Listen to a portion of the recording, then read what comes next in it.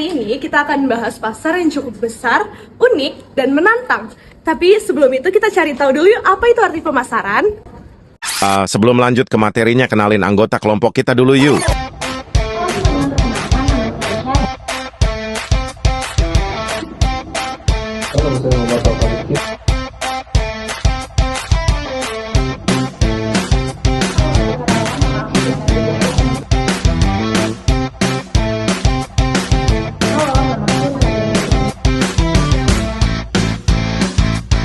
Halo, nama aku jadi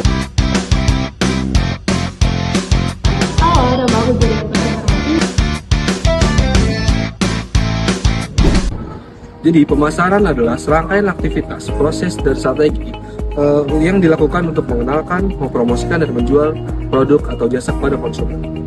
Tujuan utamanya adalah untuk memenuhi kebutuhan pasar dan keinginan pasar sekaligus menciptakan nilai dan keuntungan bagi bisnis. Nah, karena sebelumnya kalian udah tahu apa itu pemasaran, sekarang ayo kita bedah pemasaran di Cina. Jadi di Cina itu ada lebih dari 1,4 miliar penduduk. Di Cina ada rumah bagi salah satu ekonomi digital terbesar di dunia. Bukan hanya besar, tapi juga cepat banget untuk berkembang ya. Konsumen di Cina dikenal dengan suka hal baru, terus punya ekspektasi tinggi terhadap pengalaman digital. Tapi, jangan asal masuk. Strategi pemasaran harus disesuaikan dengan budaya lokal, nilai masyarakat, dan kebiasaan konsumen mereka. Yuk kita bedah satu persatu, mulai dari platform yang paling dominan ya di Cina. Kalau teman-teman semua berpikir pemasaran digital Cina bisa pakai Facebook, Instagram, YouTube, atau TikTok, jawabannya nggak bisa. Nah, betul ya. Jadi, platform global itu diblokir. Namun, sebagai gantinya ada ekosistem lokal yang luar biasa bagus. Contohnya yang pertama itu ada WeChat. Yang kita tahu WeChat itu hanya untuk chatan kan? Nah, akan tetapi WeChat itu juga bisa untuk belanja, pembayaran, bahkan juga bisa untuk booking dokter. Lalu ada Douyin versi TikToknya Cina yang merupakan platform besar untuk video-video berkonten pendek. Nah, lalu ada Xiaohongshu yang berfokus untuk ulasan produk, dan yang terakhir itu ada Tmall yang merupakan e-commerce untuk kelas atas. Jadi, gimana sih caranya biar kita bisa masuk ke pasar Cina? Nah, kuncinya di sini. Jadi, setiap platform punya gaya dan audiens yang berbeda. Jangan disamaratakan.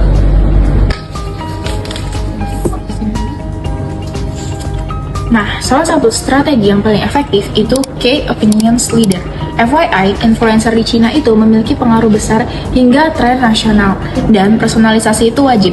Brand-brand besar di luar sana menggunakan data para konsumennya untuk membuat kampanye yang sangat relevan dengan konsumennya.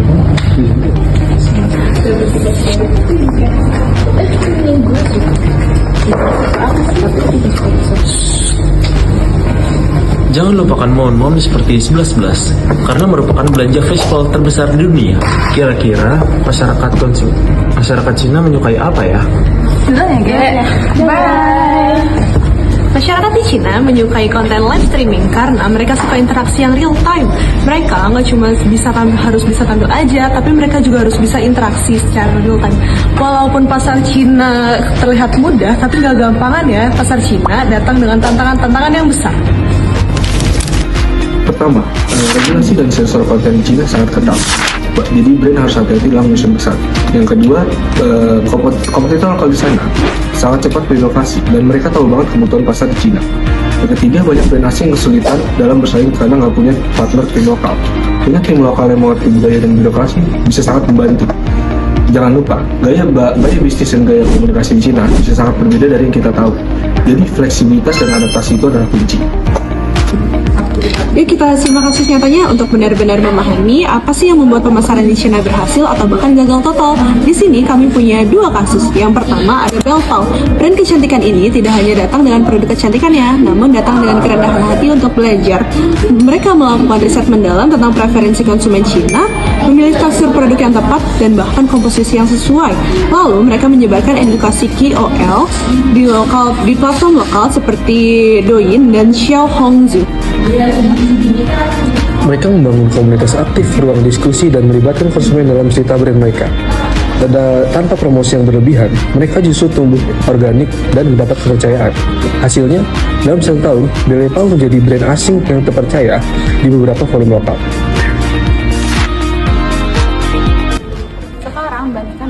Akibata yang merupakan contoh nyata bagaimana ketiga sosial budaya bisa memajukan brand dalam hitungan hari. Pada 2016, mereka melakukan iklan kampanye di Cina yang dianggap peradakan budaya lokal, termasuk cara menggunakan sufi secara karikatural dan berada stereotip. Nah, yang membuat situasi semakin panas itu ketika kritikan mulai muncul di media sosial. Tanggapan dari pihak Nusa Dana bukannya meredakan situasi, malah membuat dugaan bahwa terdapat komentar sarkastik dari salah satu pendirinya.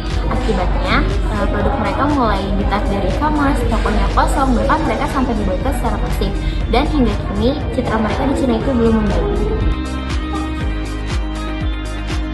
Jadi dua pelajaran besar di sini adalah Dari Belpal, kita dapat belajar pentingnya adaptasi, empati, dan komunitas. Dari Deutsche and Gabbana, kita dapat belajar bahwa satu kesalahan dari satu budaya dapat lebih mahal dari kampanye sukses.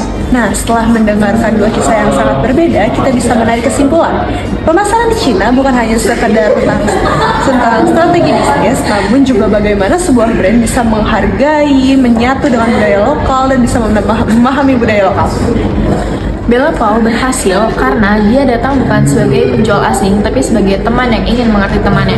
Dia membangun relasi dengan para konsumennya melalui komunikasi, komunitas, dan juga komunikasi yang sangat autentik. Sebaliknya, Dolce & Gabbana datang dengan asumsi bahwa gaya global mereka bakal terima otomatis di mana saja. Tapi di Cina itu saja tidak cukup. Itu bahkan bisa menjadi bumerang bagi mereka pada saat kesalahan budaya terjadi. Jadi pembelajaran apa yang bisa kita ambil hari ini? Pertama, jangan pernah meremehkan budaya lokal. Kampanye harus relevan secara bahasa, simbol, dan nilai-nilai yang berlaku. Kedua, dengarkan audiens lokal bukan sekedar survei pasar, tapi benar-benar masuk ke percakapan mereka di Douyin, di Xionghuaxu, di WeChat, di setelah Insta sejati muncul. Ketiga, adaptasi adalah kunci. Gaya konten, humor, dan visual di sini itu sangat berbeda. Jadi bagi brand yang fleksibel dan dapat beradaptasi dengan mudah akan lebih mudah diterima di sini. Keempat, punya tim atau mitra lokal itu bukan pilihan, tapi itu wajib karena mereka tahu tren dan tahu cara untuk komunikasi yang pas. But last but not least, Berhasilnya di Cina bukan tentang seberapa hebat produkmu, tapi tentang seberapa dalam kamu membangun hubungan dengan para konsumen.